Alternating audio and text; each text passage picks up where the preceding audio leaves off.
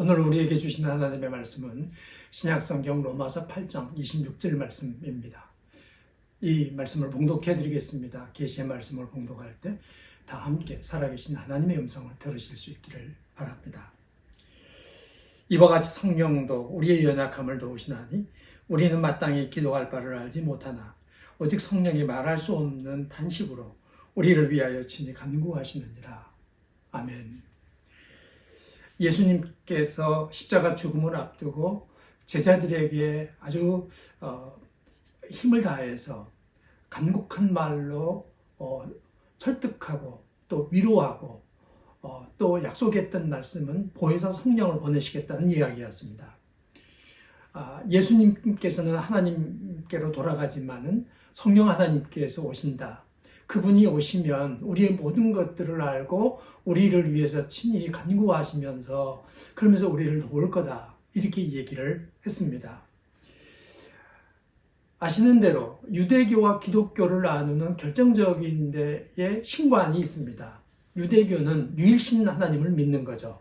근데 기독교는 삼일체 하나님을 믿습니다. 성부 하나님이 계시고 성자 예수님이 계시고 그리고 성령 하나님이 계시다 하는 거죠. 이 세 분은 각각 다른 일을 하지만은 한 뜻으로 움직인다 하는 게 기독교에서 핵심적인 교리가 됩니다. 예수님은 이 성령 하나님의 임재를 약속하게 됐고 오순절날 마가의 다락방에 성령께서 불의 혀같이 임재하게 됩니다. 그때부터 사실 제자들은 다른 사람들이 되죠.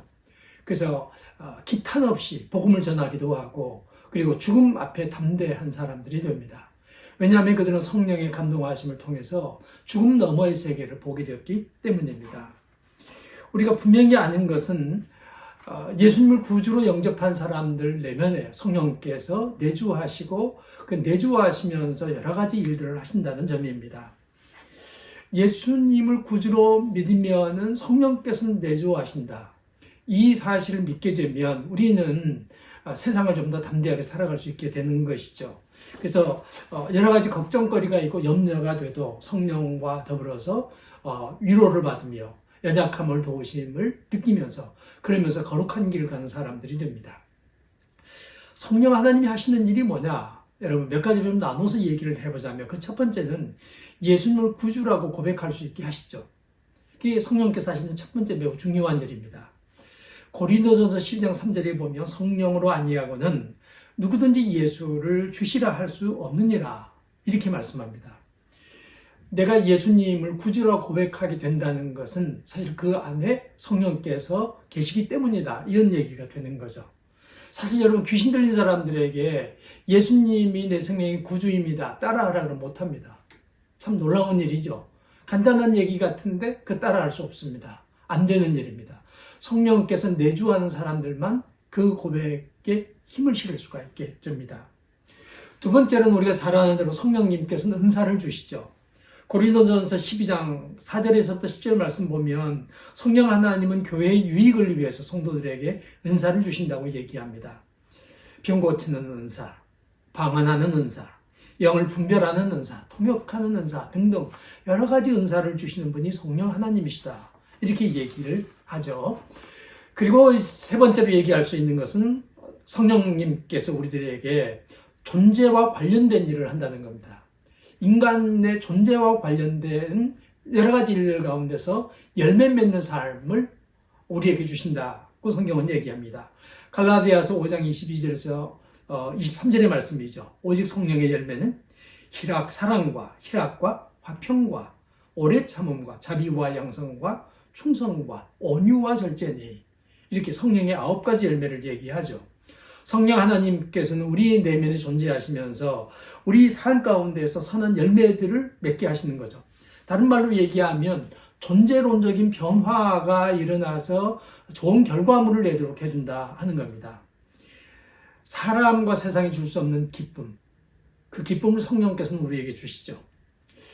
이 평화, 세상이 줄 수 없는 평화, 여러분 이 평화도 성령 충만의 결과입니다. 그러니까 예수 믿고 살아가시면서 성령을 충만히 받으시기 바랍니다. 그래서 충만히 받는다는 것은 병에다 물을 담듯이 성령 하나님을 담는 거냐 그런 얘기가 아닙니다. 성령 하나님과 깊은 관계 속에 들어가게 되면 자연히 그와 같은 삶의 열매들이 나타나게 된다 하는 것이죠.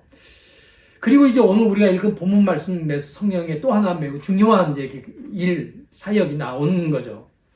성령 하나님께서는 우리의 연약함을 도우신다. 그렇게 얘기하면서 또 우리를 위해서 기도하신다. 이 두 가지 얘기를 하는 거죠.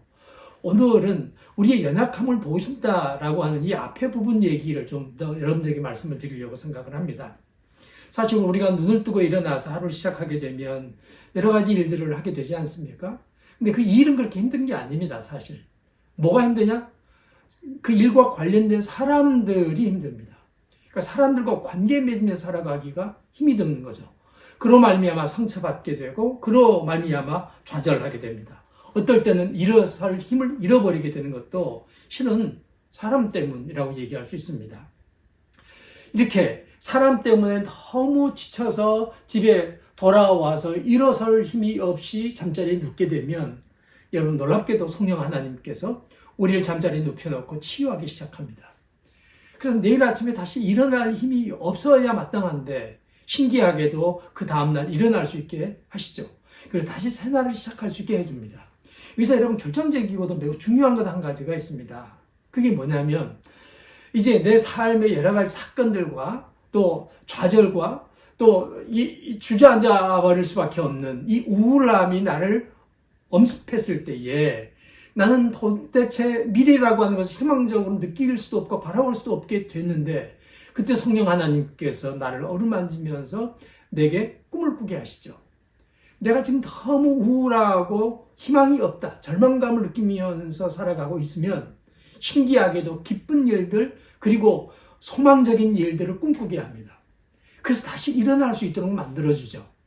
이것은 참으로 놀라운 일이라고 생각이 듭니다. 심리학자들은 이게 인격의 균형을 잡기 위해서 내면 세계에서 일으키는 그 무엇이다 이렇게 얘기하거든요. 여러분 그거 상당히 일리 있어 보이지 않습니까? 다른 말로 얘기하면 현실적으로 시험을 보고 지금 결과를 기다리는데 발표일이 내일이에요. 근데 오늘 낙방하는 꿈을 꿔요. 근데 실제로 가보면은 나는 합격해 있어요. 반대의 경우도 가능한 거죠. 그럼 도대체 왜 이렇게 나는 사실은 이제 낙방이 했는데 합격하는 꿈을 또 꾸게 하느냐? 그게 인격의 균형을 잡는 거라는 겁니다. 실제로는 합격하는데 낙방하는 꿈을 꾼다는 것은 너 너무 합격하게 되더라도 교만하지 마라. 나대지 마라. 겸손한 마음 가져야 돼. 이렇게 얘기하는 것이고 그리고 사실은 이게 낙방하는데 합격하는 꿈을 꾸게 된다. 그건 무슨 얘기냐면 지금은 낙방하지만 너 이게 끝이 아니야. 합격하게 되는 날이 와. 걱정하지 마. 이렇게 우리를 균형을 잡아주는 일이라. 이렇게 심리학에서는 해석합니다. 근데 여러분 우리가 신앙인으로 살아가는 동안 여러 가지 꿈을 꾸게 되는데 사실은 일어날 힘도 없고 내일을 향하여 걸어 나갈 수도 없고 정말로 숨을 제대로 쉴 수 없는 상황 가운데서 숨을 쉴 수 있도록 우리를 어루만지시고 치유하시는 분은 성령 하나님이십니다. 그 성령 하나님께서 밤에 우리를 뉘어놓고 우리를 다독거리고 우리에게 새로운 희망을 가진 미래를 바라볼 수 있도록 치유하시는 것이죠. 그러니까 여러분 인생에서 무엇보다 중요한 것은 성령으로 충만해지는 일입니다. 나 자신의 경험과 지식으로 충만해지는 게 아니라 성령 하나님으로 충만해질 때에 비로소 우리는 삶을 행복하게 살아갈 수 있게 됩니다. 그래서 오늘 본문에서 얘기하는 바 우리가 연약함을 가지고 있는데 이 연약함을 성령께서 도와주신다는 겁니다. 사람들은 우리 연약함이 있을 때 우리를 지적질하고 우리를 쪼아서 도대체 설 수 없게 만들지 않습니까? 근데 놀랍게도 성령 하나님은 우리의 연약함을 지적하고 비난하고 공격하고 그렇게 하는 게 아니라 우리의 연약함을 도와주신다는 겁니다. 그렇게 해가지고 우리로 하여금 일어서게 하고 미래를 향하여 걸어나갈 수 있게 하고 그리고 더 좋은 미래가 우리 자신의 것이 되도록 그게 꿈이 아니라 현실이 되도록 만들어주신다. 그렇게 얘기를 하고 있습니다. 여러분 인생에서 정말로 중요한 것은 뭘까요? 인생에서 정말로 중요한 것은 이 성령의 지배를 받으면서 살아가는 일입니다. 그러니까 예수 믿고 나서 여러분에게 꼭 필요한 일이 있다면 성령으로 충만해지시는 일인 것입니다. 여러분 성령 충만하시기 바랍니다. 그러면 이 소중한 세상에서 여러분은 좌절하고 때로 정말 일어날 수도 없게 되고 깊은 우울감에서 너무나도 서글프게 살아가면서 숨을 쉴 수가 없을 만큼 버거울 때도 그 성령 하나님을 의지함으로 우리는 담을 뛰어넘을 수 있게 됩니다. 그리고 좀 더 수월하게 숨을 쉴 수가 있게 됩니다. 하나님께서는 우리를 사랑하시죠. 그래서 우리가 가지고 있는 이 연약함에 대해서 가슴 아파하면서 그것에 대해서 비난하고 공격하고 지적하는 게 아니라 도와주신다. 도와줘서 우리로 하여금 이 담을 뛰어넘을 수 있게 해주신다 하십니다. 그러니까 여러분, 너무 사람들과 사건을 바라보면서 실망하지 마시기 바랍니다. 도리어 성령 하나님께서 우리를 다독거리고 위로하시는 손길을 여러분들이 느끼시면서 그 손 붙잡고 걸어나가시면 마침내 여러분들이 꿈꾸던 미래가 현실이 되는 놀라운 역사를 보게 되실 것입니다. 그 귀한 은혜와 축복이 여러분과 함께 하시기를 바랍니다.